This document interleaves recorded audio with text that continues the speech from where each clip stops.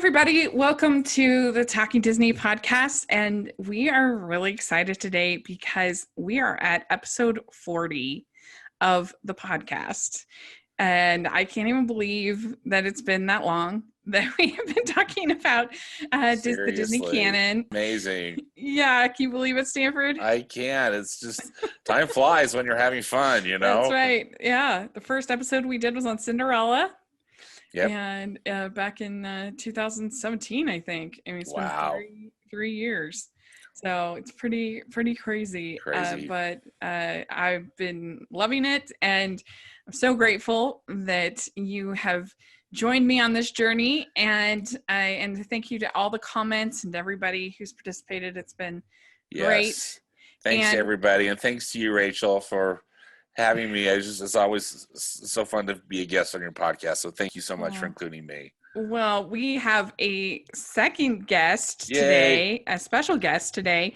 Back again after being on our Tangled podcast, we have Kristen Maldonado is here.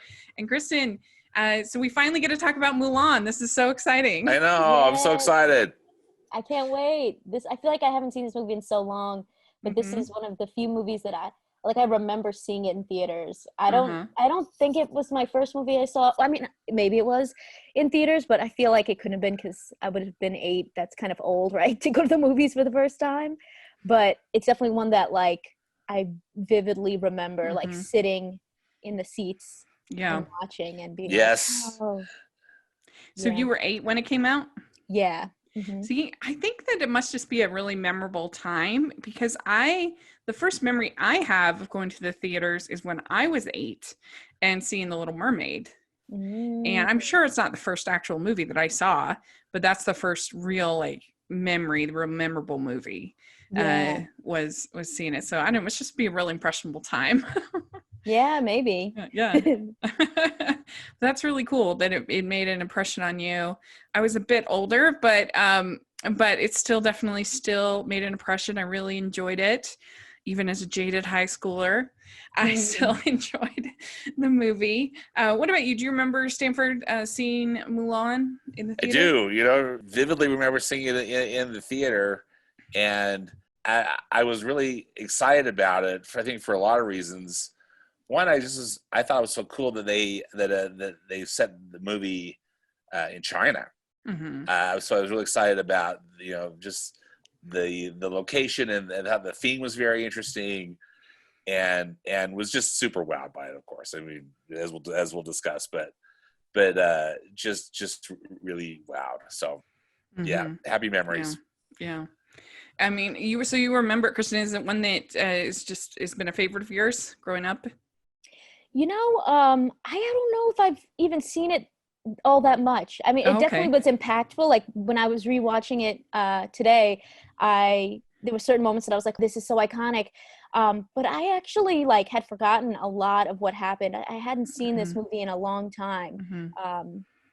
But I definitely think it's one that sticks with you, definitely. Yeah. Well, so they started out in making it, they actually combined 2 stories. There was a story called China Doll about a girl getting prepared for the matchmaker. So it's sort of that early part. And then there's the poem. It's like an epic poem called The Song of Fa Mulan. I think that she actually did live. There was this person, but then there's also the sort of the lore around the person, kind of like Pocahontas, from my understanding, in this poem, this epic poem, The Song of Fa Mulan, which is interesting. And yeah, it was definitely something different. I mean, up until, aside from, I guess, you have Lion King, you have, they had started to tell some other stories, Pocahontas, I guess, but this was the first really mainstream movie, animated film from an Asian perspective, which aside from obviously anime, but that would be mainstream. But yeah, it's an interesting project for them to take on. And were you a big fan of this one, Stanford? This film? Oh, absolutely. I from the first viewing, I mean, I was a big fan of it. You look at it historically, and this follows on the heels of 96's The Hunchback of Notre Dame and the 97's Hercules. And those movies both have elements that I really like and stuff, some that I don't really like. I think ultimately uneven, still delightful in so many ways. But Mulan showed up, and I just thought it was a home run for the most part. I mean, there's a couple things that I know we'll address them, but overall, I was just so happy. I didn't feel like so much it was a return to form, but I was just so happy that I liked the whole movie. That there wasn't just like kind of some stuff that I had to compartmentalize.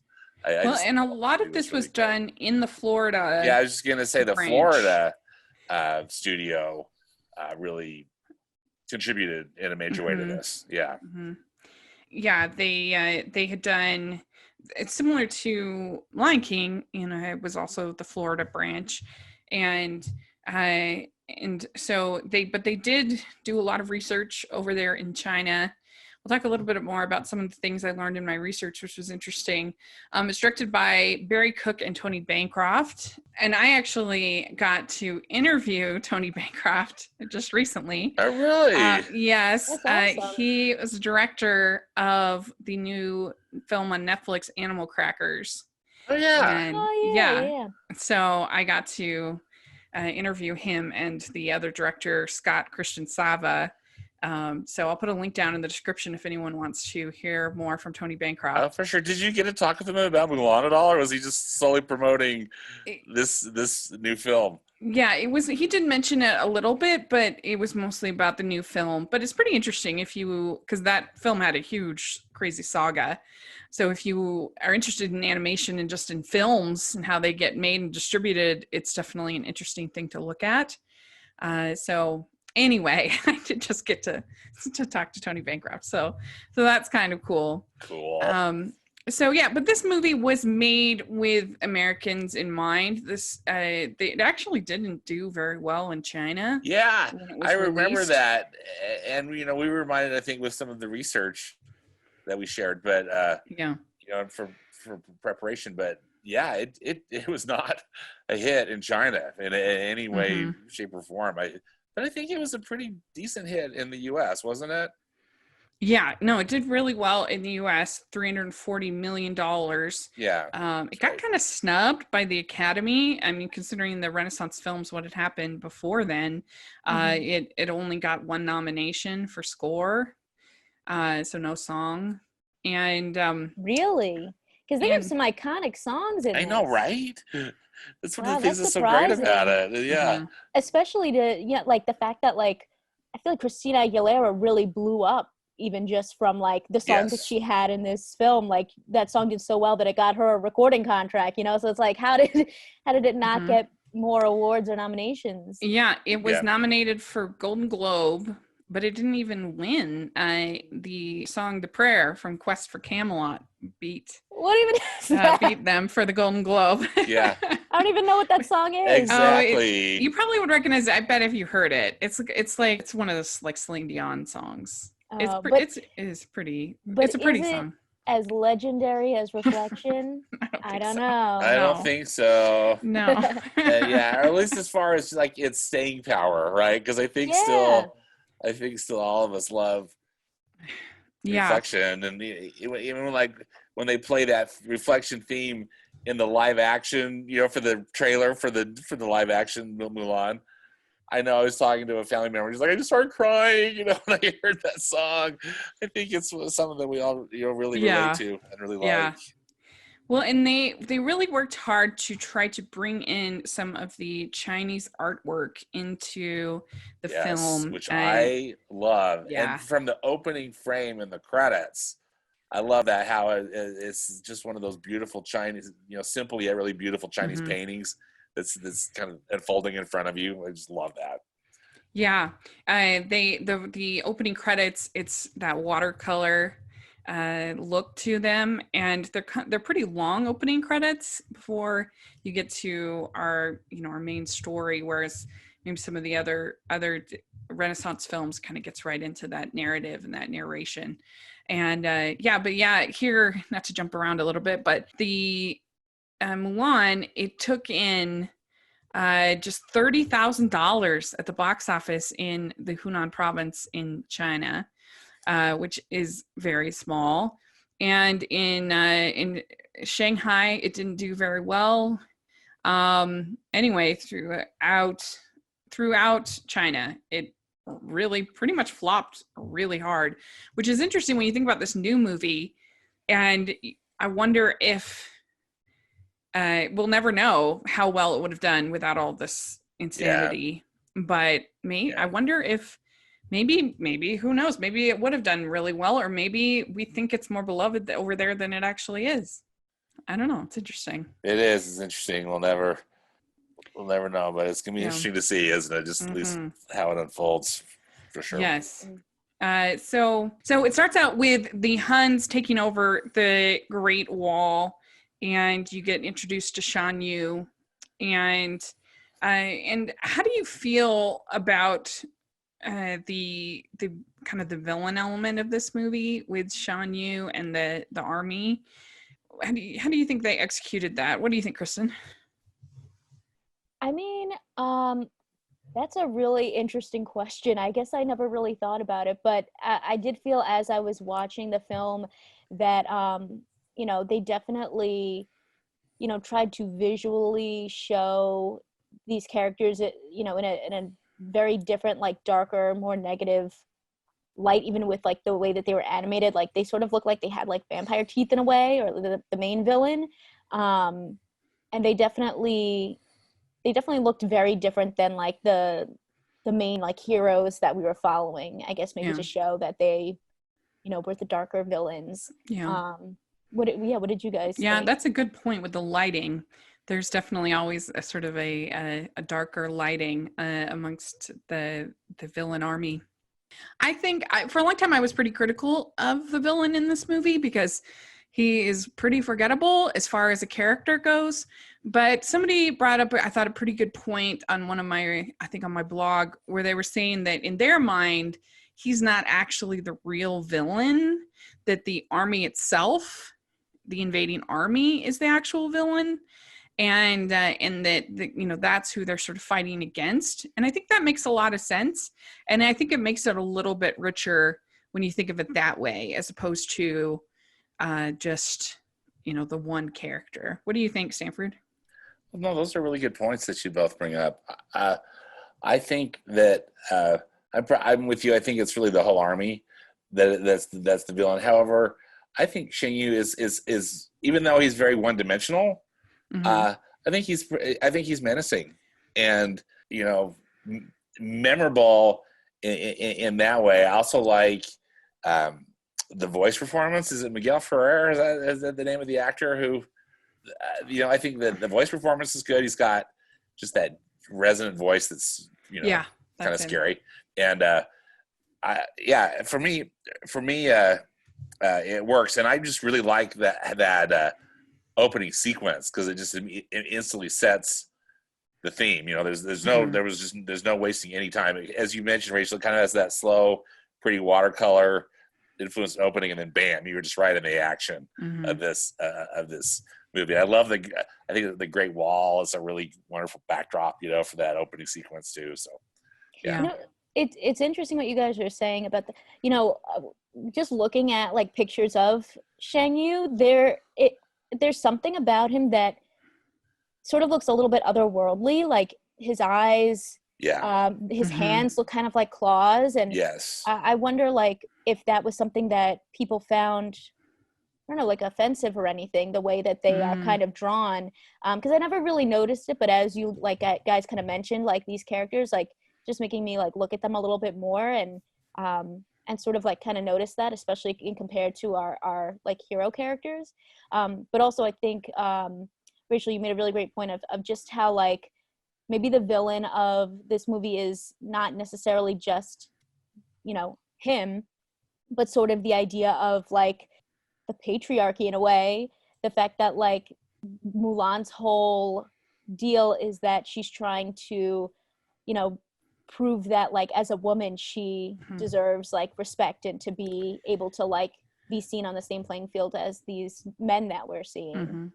Yeah. Well, and also if you think of it in the terms of a war movie, that like most war movies, we don't really, it's just the villain is the other people, the other side, and they're right? typically not really well developed, you know? Yeah. Like as far watching as Saving characters. Private Ryan, we're not like getting the other side super fleshed out. We're worried about our people and our, you know, kind of a thing. And so I think it kind of makes sense on that level. And I mean, I'm sure if you're talking to people, because I think that Shang was from Mongolia, right? Yeah, they're Huns, right? Huns, yeah. And so I'm sure people from Mongolia don't love it, but you know, I mean, they were the aggressors in this story, so you know, it's somewhat appropriate. And they really gave them that really aggressive look. And I don't know too if that's also in the Chinese art tradition as well, you know, as far as as a portrayal of the Huns, but you know that yeah. So then really interesting points. Yeah, so then we meet the emperor and his stooge named Chifu. The emperor tells him to get more recruits, and so that kind of gets our story going. What do you think, Kristen, of Chifu? Do you think he's funny or a little cringy? I think he's a little cringy. I think he also kind of represents everything that Mulan is kind of up against. The fact that, like, you know, when they're coming out there trying to get all the young men in the area, she wants to like defend her dad and is like, you can't go out there. And you know, he's very like traditional. I feel like he's kind of like the traditions that she has to go up against, of like women should be seen and not heard, women should not be out there fighting. So he's a little bit of a villain in a way as well, or maybe just an annoying kind of you know, adversary you have to go up against while you're trying to achieve your goals as, you know, a woman in this time. Well, and even an adversary later on for I forget everybody's name. Li Shang. For Shang, even an adversary later on for Li Shang, who is he constantly sort of fighting up against. So it's so you have that adversary even within the army itself going on. And I think these are really excellent points, and I also view him kind of as like the ultimate bureaucrat. You know, that I think is also portrayed in a lot of different ways in films, including war films too. He really is, I think, in his own way, just, you know, like Kristen mentioned, is just a villain, you know. And you do get a lot of these kind of characters in Disney. You think about like Zazu, you think about the Duke in Cinderella. I would put in that just off the top of my head. Thinking of some of those kind of characters. I mean, even Sebastian, you could make that argument that he's kind of that character for the Little Mermaid. Kind of like the tattletale, you know? The tattletale. That Disney tattletale. Exactly. So then we transition to Mulan. She's going to the matchmaker. So this is sort of the opening part of the movie based on this China doll story. And she's a little... You can tell that she is trying, but you can also tell that she's like a tiny bit lazy in the fact she ties the food to her dog and doesn't do her chores like she's supposed to.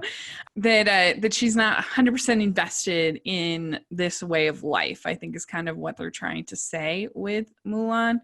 And she's writing this stuff on her hand. on her arm. And and so, you know, she's obviously very nervous before going to the matchmaker. And the grandma gives her the lucky cricket. And cricket. Cricky. That's his character name. Yeah, but Kristen, what do you think about this introduction to Mulan in this first part of this movie? Yeah, I think that this really gives us a good look at the type of character Mulan is, and I think it also is a little bit subjective, because we can look at Mulan and say like, oh, she's a little bit lazy, she's a little bit like you know, head up in the clouds, or maybe she's the kind of person that just works a little bit differently. You know, she's working smarter, not harder, when she's trying to use, like, you know, these other tools to get her chores done, you know, like maybe she's just kind of thinking outside the box. And you know, I think that Mulan definitely seems like a character that people don't fully understand her in, you know, the current, you know, like her family. They don't understand the kind of person that she is. And I think that she seems like someone who really wants to do something great. And I think she's just trying to figure out what that is. Yeah, very similar to Ariel in that respect. You know, that Ariel is out collecting things and doing things, and she's not meaning to make things difficult. She's not meaning to miss the concert. She just you know, forgets, because that's her. That's not where her heart is. That's not where she. But yeah, Mulan is that way, and she's, you know, obviously concerned about going to the matchmaker, but yeah, I don't know. What do you think about Mulan in this early scenes, Stanford? Well, I think she's set up really well, because instantly you learn that she wants to do what is expected of her, but it's not like it's something that's particularly coming naturally to her. Yeah. And also, I'm with Kristen. I feel like she's just thinking outside the box, the way she feeds the chicken and, you know, kind of gets the dog moving and stuff. I think it just sets her up as someone who you just think she's got ambition, but she also is not necessarily a traditionalist, even though she's still trying to fit in, you know, with all that. She's still, I think, really, you know, she deeply loves her family, and she wants to, you know, follow what they're telling her to do, but also it's not necessarily really part of her DNA either, you know. At least that's how I interpret it. And here we get our first song, the Honor to Us All. And this is her getting kind of ready to meet the matchmaker. And I think this is probably the most Broadway of any of the songs in the movie. It's very, like, it feels like a Broadway show to me. Yeah, just it's very similar to the Belle song at the beginning, in a way, of Beauty and the Beast, I think. Oh yeah, it's a great comparison. It's just kind of setting up the world, setting up our characters. A lot is happening, you know, during it. Yeah. And you get to know the character motivations of all of the characters involved, obviously including Mulan, but also her parents, and everything. Her mother. We learned that her grandmother is pretty sassy. Yes. And you know, wise, yet also a bit, I wouldn't call her careless, but you know how she's trusting the Lucky Cricket to get, you know, or she's testing the Lucky Cricket to get across the street. Yeah. I mean, it worked for her. It worked. I just think, holy smokes, same grandma. You know? But it works out. Yeah. And this has Ming Na Wen as the voice of Mulan, with Lea Salonga doing the singing. And that's the same thing that happened in Aladdin, with Linda Larkin and then Lea Salonga doing the singing in that as well. So both of these Disney legends, really, I think they do such a good job. And I really love both of them. I've seen both of them at D23, and they're both so great. And Ming Na Wen is also on Agents of S.H.I.E.L.D., and you see her all over the place. And she's really great. I love her. Yeah, she was on The Mandalorian. You know, she had that's right. Yeah, so she's delightful, and Lea Salonga is just incredible. Well, she's incredible. Broadway icon. I know, right? She's in like everything. So good. Yes. I'm surprised they've never done a tabernacle choir with her. I think that would be. Hello, wouldn't that be the best? Wouldn't that be amazing? Oh, yeah, that'd be great. That would be so cool. But she's great, and she's done incredible, obviously, with Les Mis, and with Miss Saigon. Miss Saigon. Yeah. Oh, yeah. So I think it works having the two voices. It doesn't bother me, the lack of. I think it syncs very well.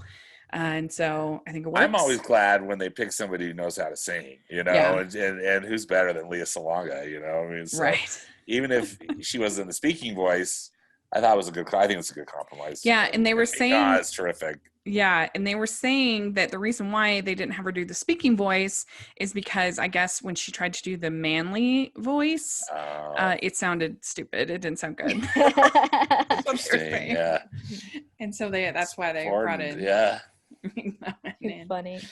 Yeah, and we also have BD Wong as Li Shang and Donny Osmond doing the singing. So that's we're big Donny Osmond fans here. That's right, here in Utah. Yeah, I've stayed. Homeboy Donny.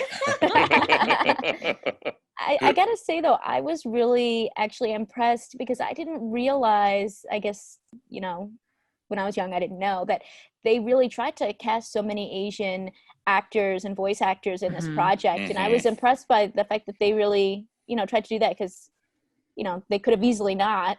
Right. Yeah. And they really, there's a lot of great people in here. So. Yeah. No, it's true. They, especially for the era, they did a good job. I mean, they did way better than Aladdin. I mean, Aladdin has no Arabic representation at all. Yeah. So yes. So she goes through the tea matchmaking ceremony, ordeal of the matchmaker, and it's a total disaster from beginning to end. She ends up setting the lady on fire. Well, and isn't the matchmaker, I mean, speaking of villains, so she's just awful. Yeah. I mean, I would probably be pretty upset if that all happened to me, but nevertheless. She's just so mean, though. You know what I mean? She's really mean. Yeah. She says, "You are a disgrace. You may look like a bride, but you will never bring your family honor." Ooh. Well, joke's on her. That's right. Exactly. Exactly. Yeah. And so I think it's one of those things that even if you're not necessarily doing something bad, when you're doing something that's not you and where you're supposed to be in your life, I think that a lot of times life kind of shows you that it's wrong. Just things don't work. It's just so incongruent with who she is as a person that she can't even walk in that space and pretend to do it. And I think that that's something at play here. You see. Definitely. Mm-hmm. And this is when she sings Reflection. Which, hello, showstopper, right? I think we all... Iconic.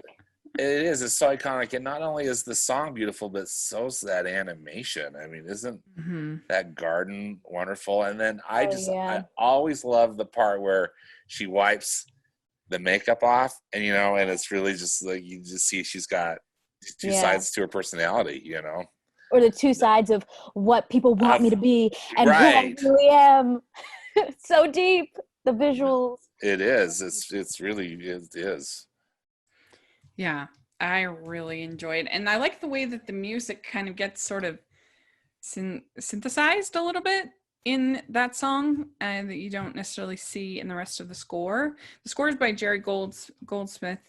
And I think that he does a really good job of bringing in those Chinese instruments and feel to a lot of it, but then also it's having its own feel to it. It doesn't feel like any of the other Renaissance films.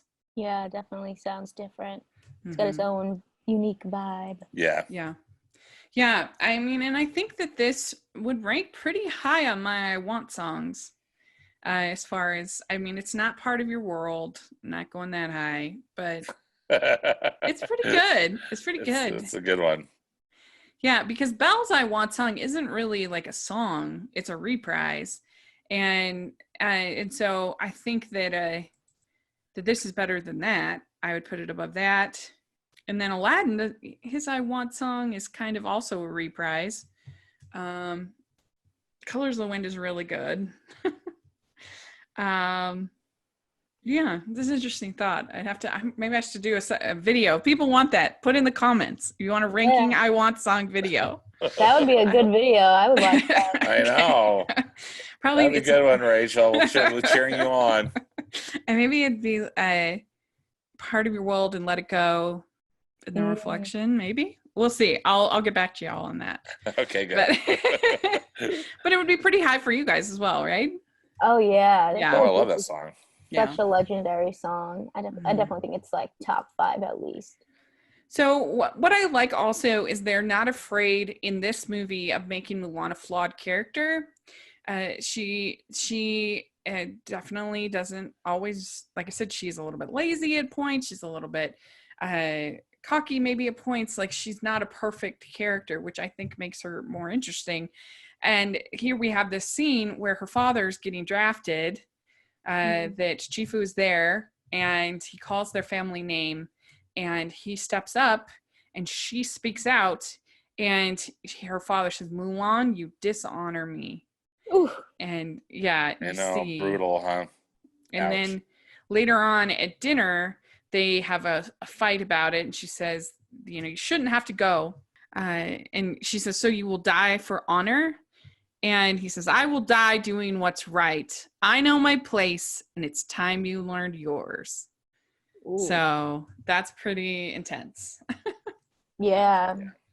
And I think it's interesting because I think that sort of the whole idea of doing things for honor and for country is a little bit lost a little bit these days. And so it's an interesting dynamic with her and her father, I think. What do you think about it, Stanford? Well, I think Mulan cares more about her family than she does about tradition, is how I see it. Mm-hmm. And, I think every action she does is out of love for her family. And so, when she speaks out when her father's going in, the father's saying, "You dishonor me." Because really, she's being, I guess, in a way disobedient, but she should be. Because her dad, they shouldn't put up with this. Although they, again, her dad's so proud that I feel like that again, the mother even tries to dissuade him. As we see in that sequence too, right after. But anyway. Yeah, that's how I see it. Yeah, definitely. And then we get this whole sequence that is sometimes known as short hair. Sometimes sequence 6, it's sometimes called that. This whole scene with no dialogue, with her cutting her hair and getting everything ready so that she can take the spot of her father. And I think it's one of my favorite parts of the whole movie. Oh yeah. This whole sequence. It's For so sure. good. Like this was one of the iconic moments that I vividly remembered from my childhood of she puts down the hair clip and she takes the knife or the sword and she cuts her hair up. I was like, wow, it's just so impactful. It's so good. Yeah. It's so good. Yeah, that's why I was a little, the new Mulan, I'm a little bit irritated about it that you see her, supposedly this can be like a gritty war movie. Why is her hair, she looks like she's a Victoria's Secret shoot and it's flying through the air. I'm like, she's a warrior. Why would she have her hair like that? It's ridiculous. And she cut it in the animated movie. And one of the best parts of the animated movie is short hair sequence. And here she's got super long, voluptuous, flowing hair in the trailer. And I'm just like, this is so stupid. You can't have it both ways. You can't have your sexy warrior and your gritty, realistic war scene. What?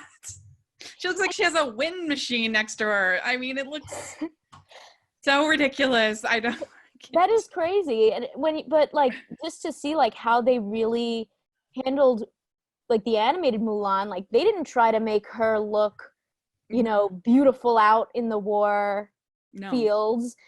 She was one of the guys and they didn't try to pretty her up. So that is gonna be interesting to see. Yeah. No wind scene live required. action movie. Yeah. No hair blowing in the wind. And I'm gonna. I promise. I'll try. I'm gonna try to have a good attitude about it. I've certainly been waiting long enough that I'll give it my fair shot. But I still think every time I see that in the trailer, just cringe. So bad. It just brings to mind like all the like action movies where like, you know, the girls are wearing tight outfits and dresses and high heels, and it's like, how are you gonna fight in that? You know? So yeah. in the animated Mulan, they really, you know, she was wearing comfortable clothes, she was fighting and kicking butt and hair pulled back, cut and pulled back. Yeah. One other thing I really like about that sequence is how there's no dialogue. I do too. You know, after they have kind of that meltdown at dinner, it's all done, you know, just through kind of the pantomime and just the beauty of the animation. Well, and Jerry Goldsmith is really famous for doing the Star Trek movies, and you can really see that feeling of just sort of a more sort of it's not a Broadway feel, especially to that sequence that you have from very Alan cinematic. So I think it's really cool too. I love that whole sequence, and so then her father finds that she's gone. They say if we go after her, if we expose her, then she will die for sure. And so that's when he prays to the ancestors to protect her. And he says, ancestors, hear our prayer and watch over Mulan. And so this is our main introduction to the ancestors. And this is our introduction to Mushu. So kind of a lot actually happens before we meet Mushu. Mm-hmm. And I think that Mushu, it's pretty clear, was an attempt to replicate Genie. Oh, yeah. In the movie. Like, who's our big comedy guy that we can bring in to really bring in the laughs and bring in, like, the audience? Definitely. Yeah. And some people were complaining that they don't have Mushu in the new movie. I'm like, are you kidding me? Of course they're not gonna have Mushu in the new movie. Like, I mean, come on. There's no way that would work in a live action gritty war movie. You're gonna have the talking dragon? Like, what? Yeah. It doesn't make any sense. But the ancestors are definitely, without a doubt, the most cringy part of the movie, for sure. And I do look forward to the new film being more respectful in tone. But overall, what do you think about Mushu, Stanford? Do you think he's funny? Do you think Eddie Murphy does a good job? Well, so I think Mushu's funny. I'm with you on the ancestors. I think that that whole stuff it's all pretty cringeworthy. Yeah. I love the concept. I mean, I know that it's a spiritual concept, but I think it's really cool. And I mean, so yeah, I think it's almost too bad that they just went for straight comedy with it rather than something that was maybe had a little more depth to it. Yeah. However, I do find though that the movie is pretty serious, and so having some pretty significant comic relief, I think, really helps. Yeah. And that's a good point. Eddie Murphy's funny. I think he's funny. So I think the stuff they gave him to do overall, it really, once he gets going, it really works for me. Yeah. Kristen, what do you like better? Do you like Donkey from Shrek or Mushu from Mulan? Probably Donkey from Shrek. I mean, they're both funny. They're both Eddie Murphy, but I feel like, you know, Donkey from Shrek is just, they have so many great lines. They kept going. There's a lot of those movies, you know, so he has a lot of material to work with. I feel like this was kind of his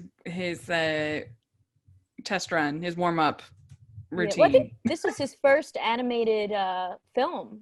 I haven't looked that up for sure, but I believe so. Yeah. Sure, yeah. Certainly was his first with Disney. And and then he moved over to DreamWorks and did the Donkey. But I feel like this is very similar to the Donkey. And Mushu are kind of like the same, you know? Right? Yeah. I mean, it's just Eddie Murphy being Eddie Murphy, you know? He's funny. Yeah. What was interesting, I found an article where they were talking about the ancestors and some of the other elements of Chinese culture that they brought into the movie. And I found a quote from Tony Bancroft where he said, we did a lot of research to be culturally accurate, and being a Christian, we made a pact that we wouldn't go too deep into Buddhism, but would stay true to our own beliefs, which is kind of an interesting thing, because that would never happen now. Never. Like that would be totally a cultural appropriation. If you look at something like Moana, when they were doing Moana, they had a whole committee that the pact was to make it culturally accurate, not that they would uphold their Christian beliefs. Wild. Isn't that interesting? I thought that was really interesting. And I think knowing that, it's like great that you tried to like do the research, but also like then you're not really being true to this story, because you're letting your own beliefs and biases like hold you back. Like what if they had been able to go further with like the representation and how they portrayed the story to be more accurate to the culture? Like what else could they have done that would have been, really groundbreaking and interesting? And it's just, to me, it just gives me more ammo to be like, this is why certain stories, if you're going to be telling Mulan's story, have an Asian or a Chinese person be the one leading that story, because, then maybe we'd actually be able to see even more authentic representation versus someone trying to sort of, in a way, whitewash what they're already doing research on. Do you know what I mean? Yeah, where literally the culture that you're telling is in conflict with who you are as a person, then that maybe you shouldn't be the person doing that movie. Yeah. But I mean, they still did an incredible job. They did. But yeah. I just thought that was an interesting sort of sign of the time. And that now, if there's something we can gain from this new live action version, it's that hopefully we've learned in that case, and it will be more accurate and more have a sense of place to the Chinese people, and and maybe that's why they didn't like it very much over there. Who knows? Yeah, that's what I was wondering too. If maybe one of the reasons they didn't like it didn't resonate with them, just because even though it was set in their country, it was not particularly culturally, accurate. Yeah. I'd be curious to know. Yeah, it's pretty interesting. So then we get we get to see Shangyu again, and with the army, and we get the scene with Mushu, and he's saying, "Did anybody ask for a miracle?" Like that. And she's like, "My ancestors sent a lizard to help me."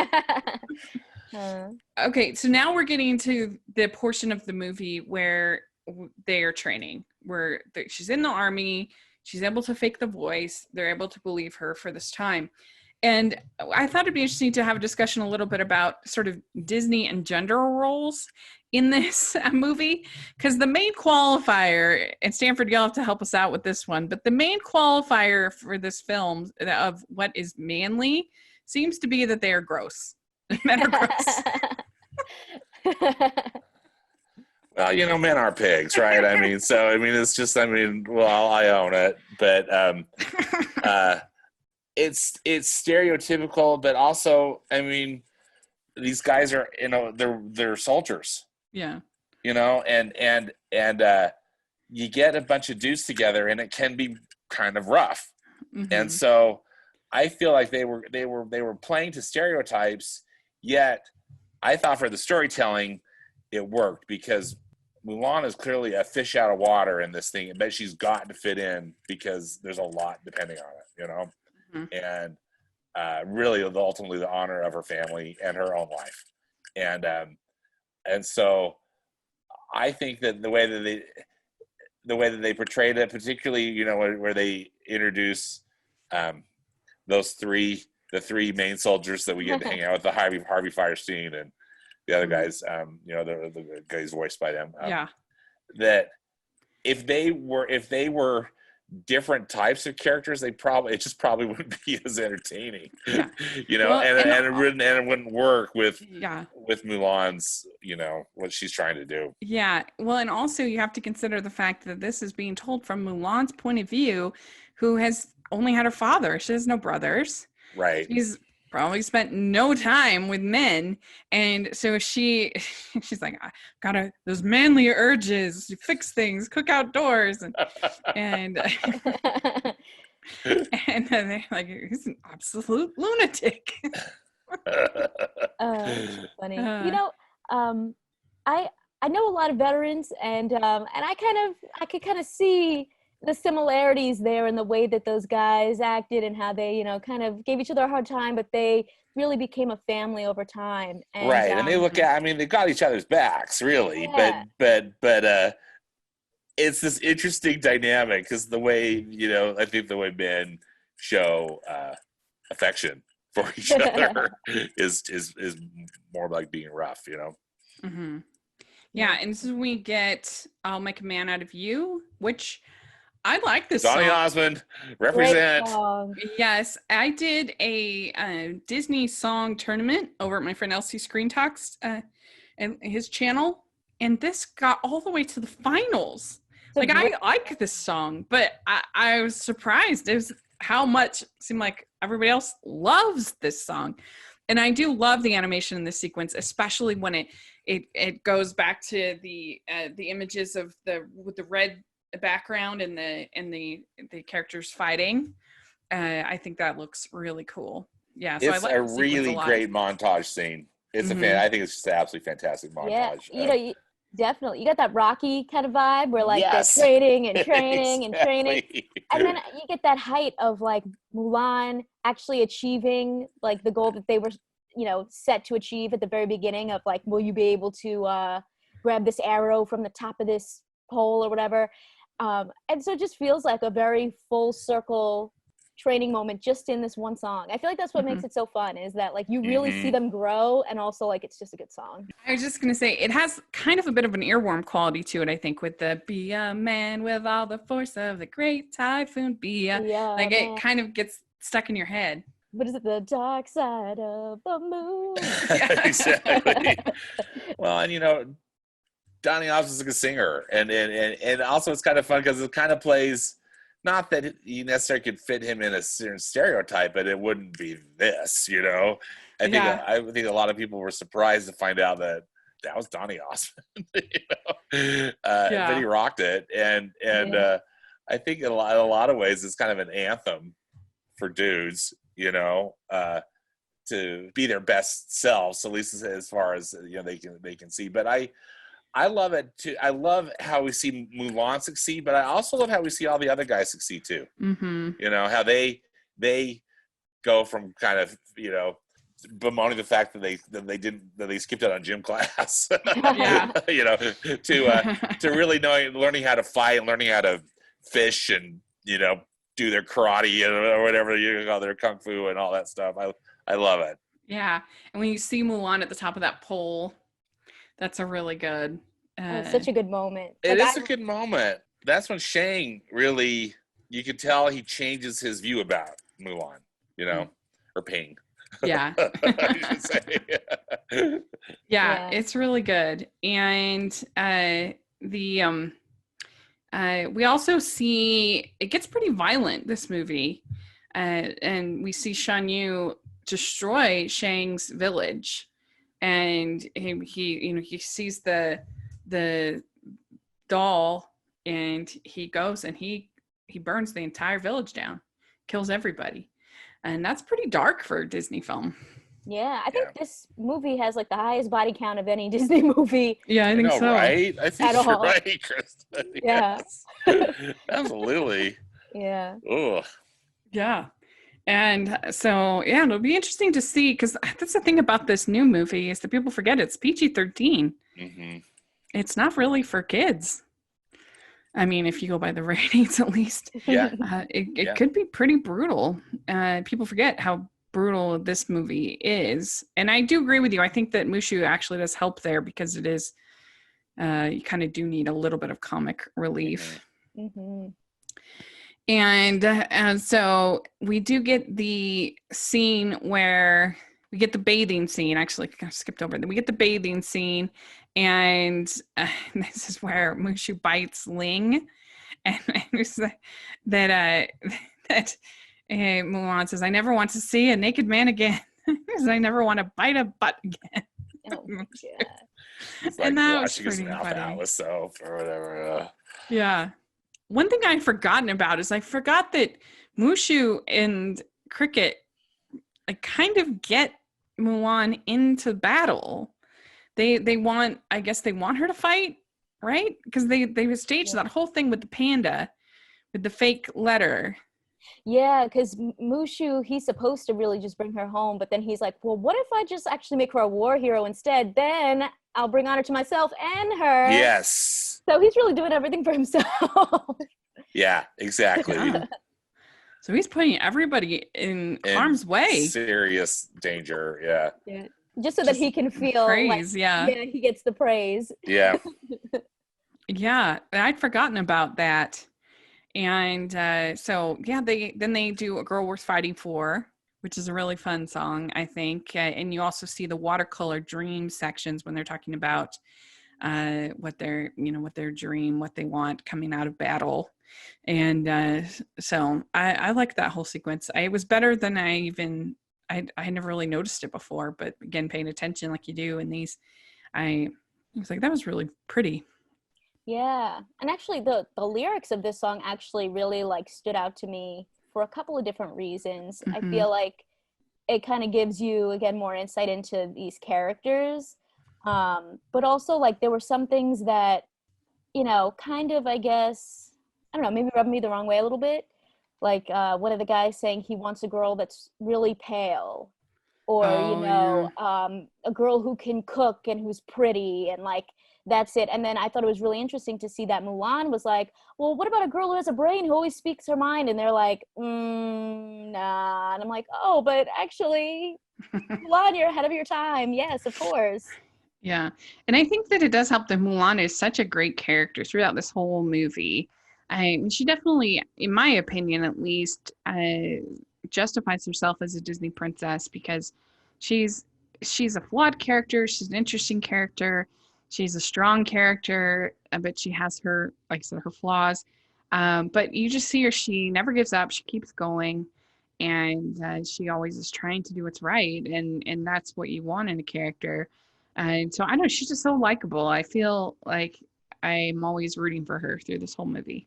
Yeah, I feel like she's a really modern girl. Even now, she's very, she's a very feminist character, talking about speaking your mind and going, trying to bring honor to your family, and, trying to be your own person, and figuring out who you are. And I think, seeing her go off into war, that's not something that you would see, that she disguises herself and goes out into war to prove her worth. Because I found one of the scenes later on a little bit interesting, where she's kind of talking about how actually this wasn't just about saving my dad, it was also proving to myself that there's more to me. And I think that's really interesting. Yeah, I think so too. And so then we have this whole sort of battle sequence that takes place where Mushu releases the fireworks so the Huns figure out where they are, and then there's this attack. And I love the animation on this attack, the way the soldiers come up over the mountain. It is really great. It's dazzling. That's the thing that I remember seeing on the big screen, and just my jaw dropping, just because it to me it was a bit reminiscent of the wildebeest scene, the wildebeest stampede in The Lion King, but it takes it to a whole nother level. It's just amazing, and so exciting. I think it's one of the best. I think it's one of the best action sequences in a Disney animated film, as far as just how that whole scene is put together. Yeah, I mean, I can't even think of another sort of battle scene its equal in an animated film. I mean, maybe something like Princess Mononoke maybe has some battle sequences that are pretty brutal and pretty, but there's not many that come to mind. Yeah, this one's pretty amazing. Yeah. What do you think of the whole battle, Kristen?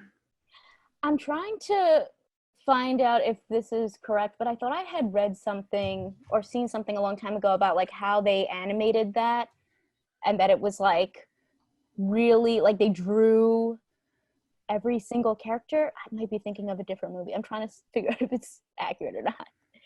Yeah, no, it's there's something about that on the Wikipedia. It says here they developed a crowd simulation software called Atelier, and the software allows thousands of unique characters to move autonomously. A variant of the program called Dynasty was used in the final battle sequence to create a crowd of 3,000 in the Forbidden City. So a little bit later, and so they used to make it look like you had a crowd of people all doing individual things, but you could animate them easier. And so it's pretty. It says really something. Yeah, it says although developed late in the production process, there was a thing called faux plane, which was used in 5 shots, including the dramatic sequence, which features the Great Wall of China, and the final battle sequence where Mulan runs to the Forbidden City. During the scene in which the citizens of China are bowing to Mulan, the crowd is a panoramic film of real people bowing.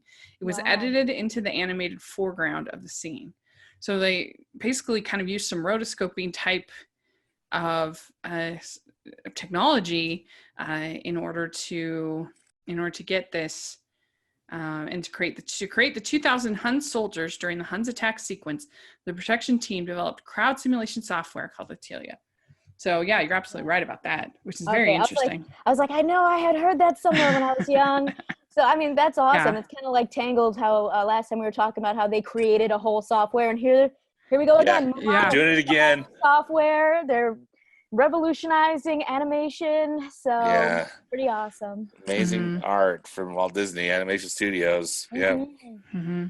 Yeah, every soldier is unique in that sequence. Awesome. That they actually are doing animating different things, which is really cool. Really cool.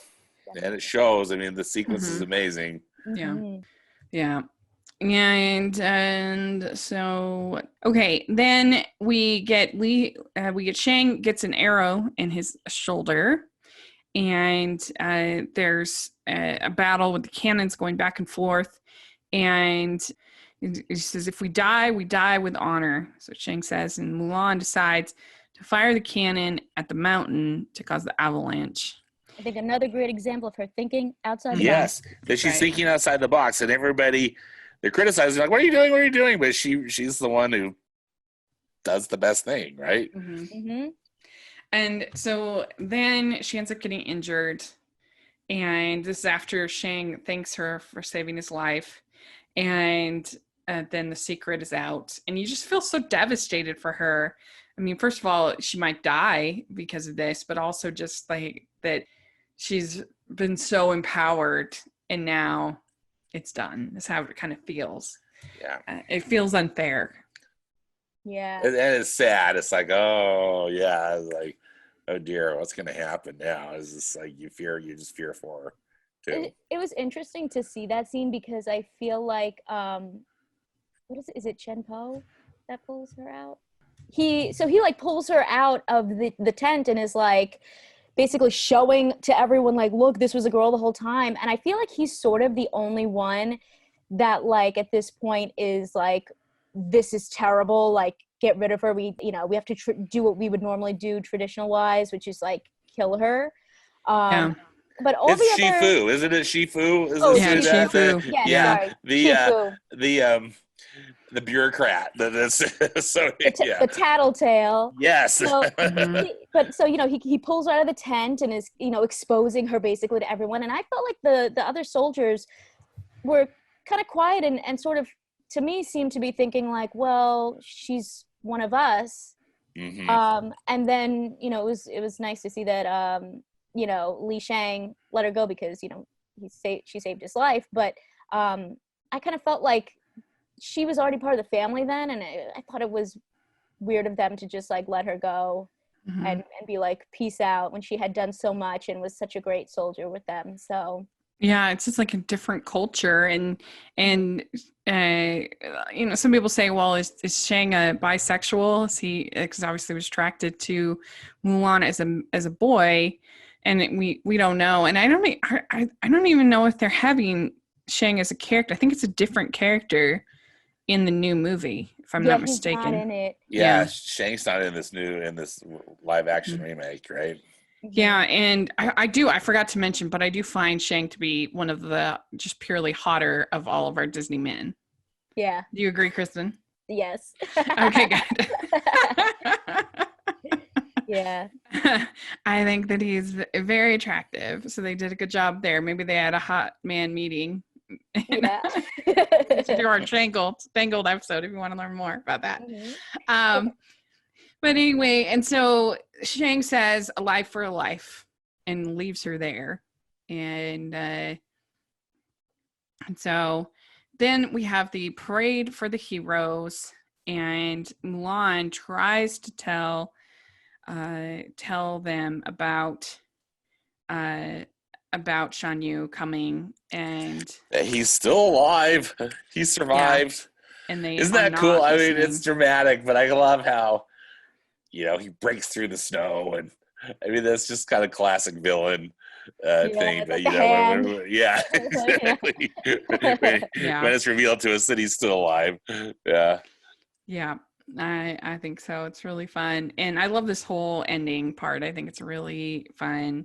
And you have the whole scene with the emperor, and Shangyu appears, and the Mulan tries to warn the people, and you have all of the soldiers going in the main soldiers going in drag, because that's the only way they can get into the castle, whatever they swap roles, I guess. Yeah. And I think it's funny. I like it. I don't know, maybe it's not modern to do that. I don't know. I think it's funny. What do you think, Kristen? I mean, I think one of the things I had read about this film was that a lot of the voice actors have actually played roles like that in real life also, where like they, you know, wore women's outfits for different roles or different projects. So I thought like maybe it was a nod to that, you know, to reference that. Like Harvey Fierstein, for instance, being oh my gosh, in Hairspray. Well, he was in Hairspray on Broadway. In Hairspray, yeah. Mm-hmm. Yeah, so I think that's. I mean, of course, this was long before that, but still, I like it too. In that, I think that, you know, in order for these, you know, these guys to be a man, they've got to also embrace a feminine side. You know, and I like how they play the "Be a Man" song as they're all dressing in drag. You know, I thought they handled that in a good way. Yeah, and then we get Mulan fighting Shangyu, and even though Shangyu is so large, he's such a big man, she's able to win through being strategic and how she she's being Mulan. Smart. She's so awesome. Yeah, and smart. And using different things that are around her and different things.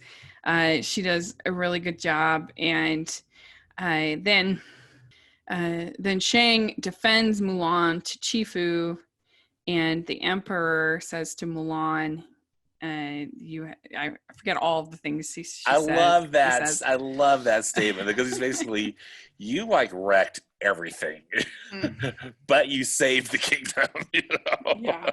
He says, you have saved us all. Yeah. And everybody cheers, and you get the little line from the Emperor: "You don't meet a girl like that every dynasty." So, which is really fun. And then our ending with Mulan coming home and bringing her father the sword of Shang. Oh, I love that scene so much, because the father, he had the sword and the medal. And what does he Mm-hmm. do? He pushes him aside and just hugs his daughter. And Yeah. I'm just crying every time. I just think it's just beautiful.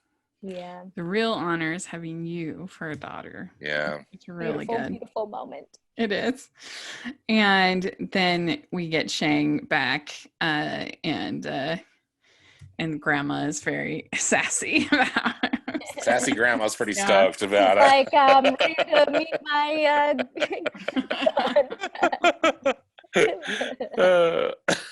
So yeah, I think it's a really fun movie. I really enjoy it, and I really love the animation. I enjoy the music. I think it's a lot of fun, and I just really like Mulan as a character. And I know there's some people who take issue with the fact that why is she a princess, a Disney princess, because she's not actually a princess. And they make the caveat that if you have done heroic deeds, I think is what they call it, and so she saves the kingdom, for heaven's sakes. She can do whatever she wants. I certainly don't have any problem with it, because who cares? Why not? Is how I look at it. I don't know. What do you think about that, Kristen? Yeah, I mean, who else deserves to be a princess than the person who saved the entire kingdom? You know, even if she's not technically one, you know, she's better than that. She's a warrior, you know? That's right. So we have some comments from Twitter about Mulan. That Anne Scott, she says, I love animated Mulan. I love how Mulan is strong and fights in place of her father. I personally also think it's so funny, and I love the soundtrack too. As a kid, I watched it over and over again. And Nostalgia Cast, he says, as a half Asian, I've always felt a tad offended by the movie. It reduces all of the side characters to stereotypes. The watercolor backgrounds are pretty, but lightweight, and the songs are probably the weakest in the Disney canon. Even I'll Make a Man Out of You is a pun. The scenes between Mulan and her father are suitably strong, but honestly, if you want to plop the kiddies down for an animated film that teaches them about lush Asian culture, you're better off showing them Kung Fu Panda. So there's that. Matthew D. Klein says, Mulan is one of the more classic Disney films. The music is good, and the characters, other than an okay villain, are really fun, especially Mushu and Cricky. Definitely a film that I could picture being watched in a theater, even by animated characters. So just on Facebook, I have Hayden Wilder says, this is the first movie I ever saw in cinemas. I really enjoy it despite its flaws.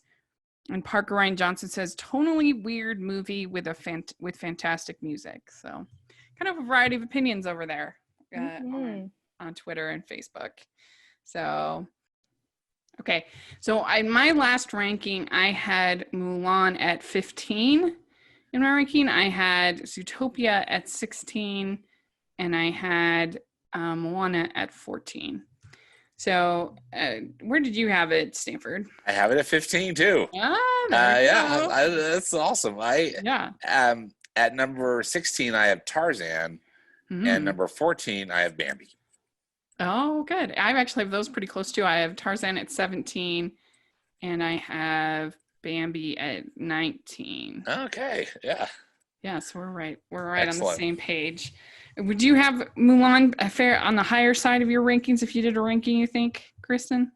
Or no? I think maybe around where you guys have it. Maybe a little bit higher, but maybe around where you guys have it. Cool. Good. All right. So very good. Well, we're excited for our next. We're not going to do the random number generator this time because we already have it. We're going to be talking about The Little Mermaid, and we're so excited about that. And we'll all let you know what we think of the live action Mulan coming to Disney Plus in just a couple of days. We're excited for it. Hope it'll be good. But yeah, that we're going to be talking The Little Mermaid next. So yay! I'm so excited about that. So thank you so much, Kristen, Kristen, thank you. Thank you guys. This was so fun. It really was a blast. And where can people find you in your content? You can find me on youtube.com/kmaldo. I talk a lot of TV and movies.